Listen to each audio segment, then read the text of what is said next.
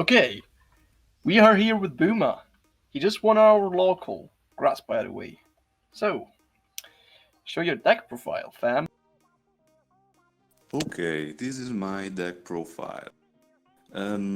It's pretty standard. It's not really that complicated. There's not really that big of stats. There's not really a big thing behind it. Is the only thing that is particular is that mono Argus, Argosaurus, Argus. Okay. Argosaurus that I find it pretty breaky, and you have really a lot of ways to get him out on the field, and he's pretty much always live. So Yeah. having multiple copies in your deck is not important. So playing multiple of him, three of them is really too much for me because just you resolve it once, so you don't need more. This is a pretty cookie cutter list. Is a jack of all trades list. It can go first and it can go second, but Alright. there is not much else to say. Well, I see. There is an interesting question here. Why Sphere over Nibiru? And why there's no Lightning Storm? So, Lightning Storm, I don't like card. Simply that. It's not that particularly live in a lot of matches. I don't think that is also that worth to sacrifice slots in the deck for Lightning Storm, just because the deck is so proficient to break boards that it doesn't need a lot of more power. Yeah, especially with a format with Eldritch, in which like sending things to the graveyard might actually give them more resources than like removing them. Yeah. It's just because it's for Adlich that I play Neos Fusion.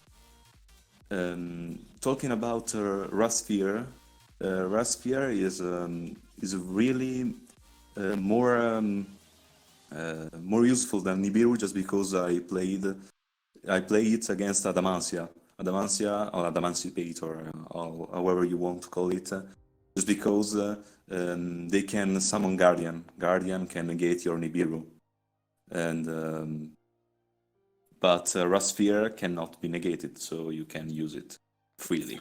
Yeah. Also, this deck with Orgosaurus doesn't need so much the normal summon.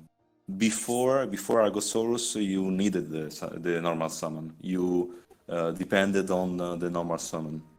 Now you can just don't care.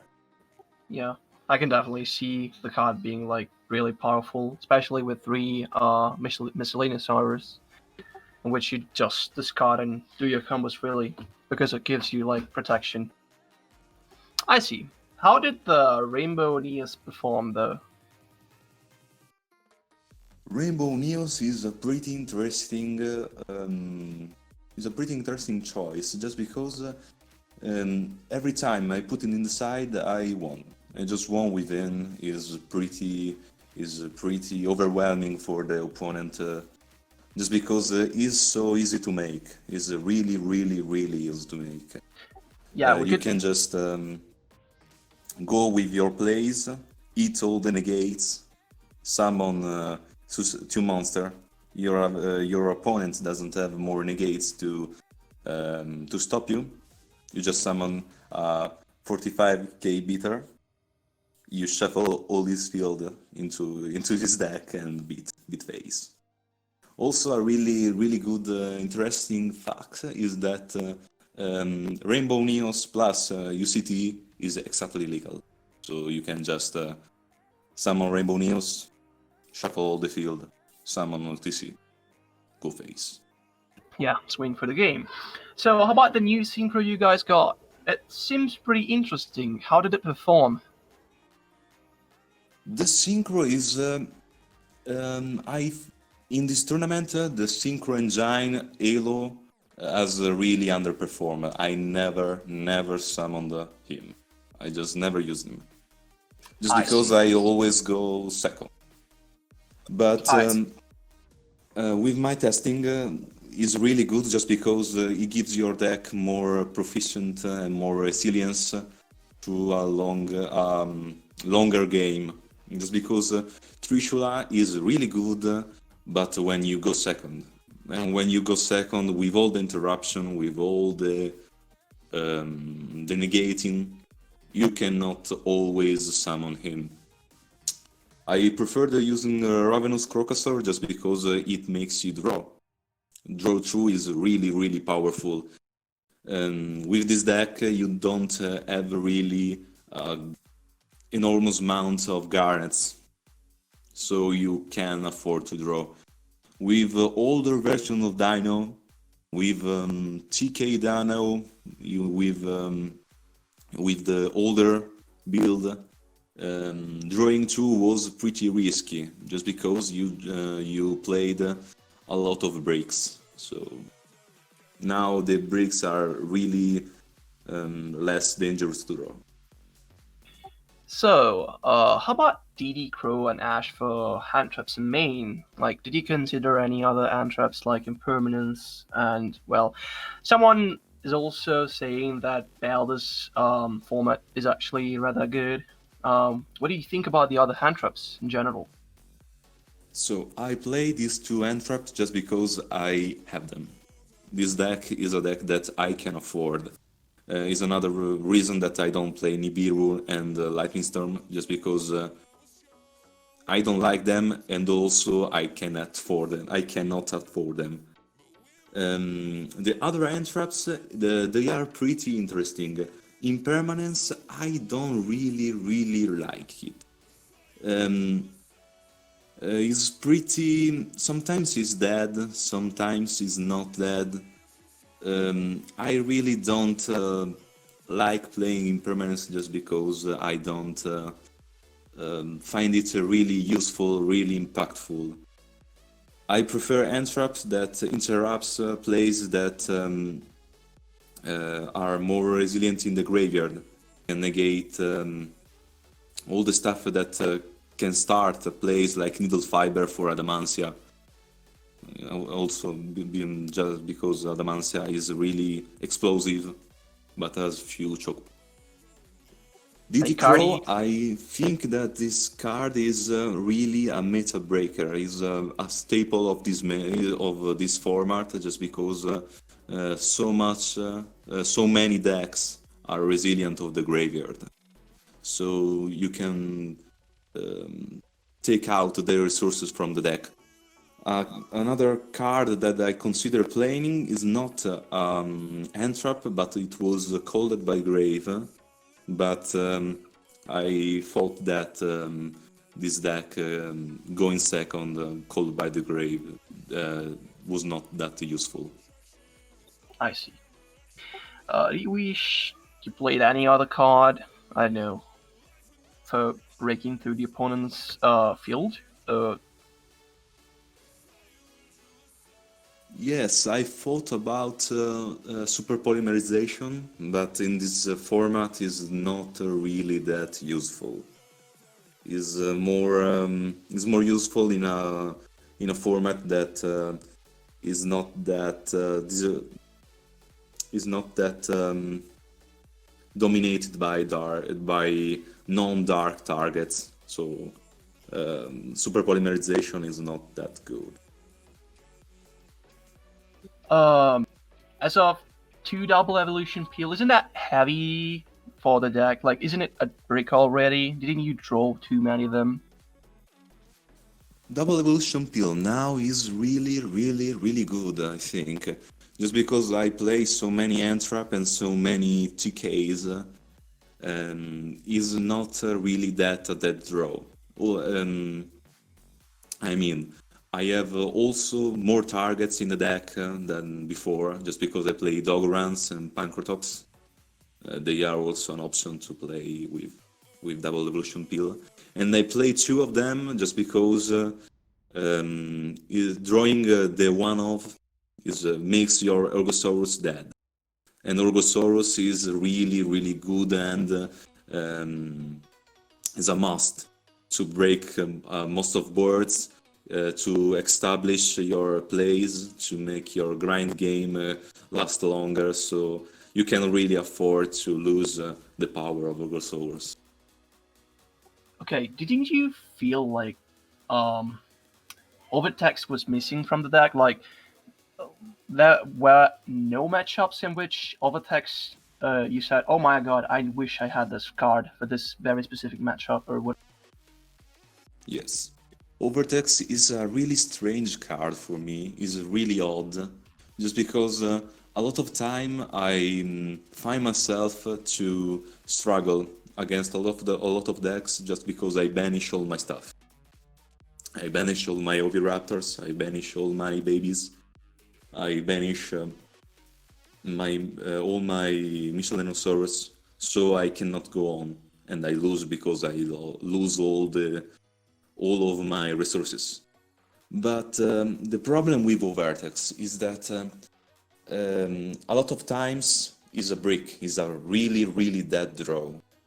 Or is super good, or is super dead. There is no in between, and in the long run, it doesn't make the cut. It isn't really consistent. There are a few combos that make you banish 5 dinos in the first turn. So if you draw Overtex, you can summon him without a problem. But I don't really like it. Yeah. How about Rafflesia? Like, did you feel like playing that card? Also, what do you think about the strange combo with Needle Fiber and Link Cross? So, with Needle Fiber and Link Cross, we can talk about going first Dino build. But the Dino engine is really, really good to turbo out Needle Fiber. It's the only engine that with one card can go with Needle Fiber plus 1 level 4 monster. So it's really good, this thing. But using all the advantages that a pure build of Dino gives you, the Needle Fiber combo is really not that great. Just because you can do stuff like Abomination plus Sight plus Herald of the Arclight plus UTC, obviously. But it's really not that worth to play that many amount of Garnets, that many amount of extra deck slot to waste on this combo. Is not really that worth for me, just because this combo is really demanding in resources. So you cannot go on with other plays in the case that you are disrupted. So also in this meta, a lot of people play with cards that break boards. So making a really good board with Dino that is not strong as the Emancipator board. Is not as not strong as the Mermaid board. Is not really that worth. Talking about Rafflesia, you mean the Traptrix, Exactly, yes. Xyz, using that traitorous trap hole. I played that combo when dinos were pure, before even before Double Evolution Peel, to start with Lost World. But now with one terraforming, you don't have the good reliance on the Lost World combo, so you cannot really start really reliably. What a peculiar card in your extra deck, that is Hita. How about that card? How did it perform? Hita is really good. Just because you can just summon her with Michelinosaurus and the Halo, you just summon her, steal the Ash from your opponent, and maybe go for a Unicorn. She's really good just because gives you that a little bit of edge in grind games. she's really good, also because she can search for your Michelinosaurus.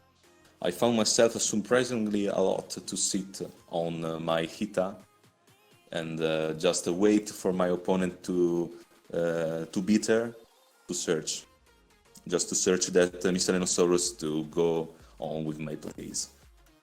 So she's a must in the extra. I don't feel like cutting her.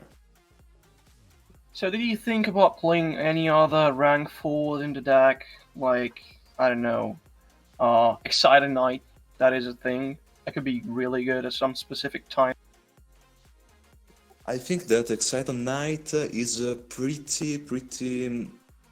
is too much situational. Just because when you cannot afford to make UCT and you just make a rank 4, you just lose. You cannot recover from that. Dinos is a really explosive deck, but it's not a grindy deck. You just banish his Michelinosaurus from the graveyard and you cannot go on. So in the situation that you summon Excited Knight is a really dire situation. You are losing. And if you are making an Excited Knight, your opponent has also surely has a negate and interrupted display, so you just lose. Another rank 4s, I don't feel to play them just because Dweller, Dolkan, Laja, and Dugares. Dugares is an MVP in this deck. Yeah, They are just so too good. How about the Garrus? Like, how do you perform? Is a win condition. Is really? the win condition of the deck. You summon the Garrus, you double the attack of UCT, go nuts. You win. I won like 80% of my games with this play. Dugares is the most powerful OTK machine in your deck. Just is so synergistic with UCT and Pentastag that you just win with him. By the way, speaking of the main deck, so I've got a few questions. One of them being, why did you not play Extravagance? And the other one is, how come 2 Kaijus? Like, didn't it feel way too much drawing, I don't know, 2 of those chunkers? But like, you can surely summon one of the other, but it feels situational. Like, how did it perform during the tournament? So the kaijus, they are really heavy. Yeah, a lot of times I found myself with just drawing 2 kaijus, summon Agnimused and pass. This is like 2 games in this tournament that I lost. I lost because I drew 2 Doggerans and I lost. So I'm thinking that I maybe can cut one. I can cut one of the Doggerans. But the Kaiju package is really good. I don't feel like playing 0 Kaiju just because it's searchable out of most boards. You can just use Michelinosaurus, normal summon Novi, search Dogoran, slap a Dogoran on the opponent's board, and go with your plays. So you cannot really cut them. But yeah, I feel like I must play one of them, just because they are too chunky, they are too bricky. Extravagance. I don't like extravagance. I really don't like extravagance in Dinos. Because extravagance makes the deck a monkey deck. Just because I summon UCT, me summon UCT, me beat. You need the extra deck, especially with Orgosaurus. Alright. So another question would be, do you think that can be like top tier during this format? So, Dinosaur cannot be top tier in this meta, just because there are so many Eldritch and so many control deck around. This deck really struggles against them. is not as strong as some people may want to believe. Is pretty inconsistent, is really fragile as a deck. Is really explosive, is really aggressive, but is not top tier. Alright. Did you think about main decking Dark Ruler no more for decks like the Emancipator or anything like, I don't know, even Black Wing apparently can perform well this format because they make a really strong board. But in general, what do you feel like Dark Ruler in main? I don't feel like Dark Ruler no more is a main deck card. Just because this list is not a blind second list, is preferably go second list. Can go first with no problem. If you want to play Dark Runer no more, you must cut a lot of stuff.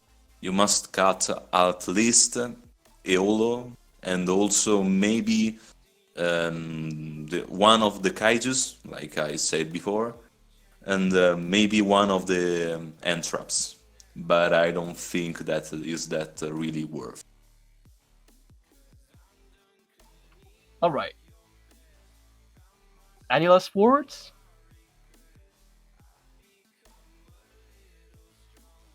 Don't play this deck.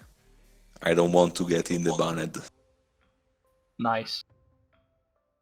Alright. See ya next tournament. And, well, we did pretty great this tournament. See ya, mate. Thank you a lot for this occasion. We'll see you next Saturday. Ba, ba, ba, ba, ba.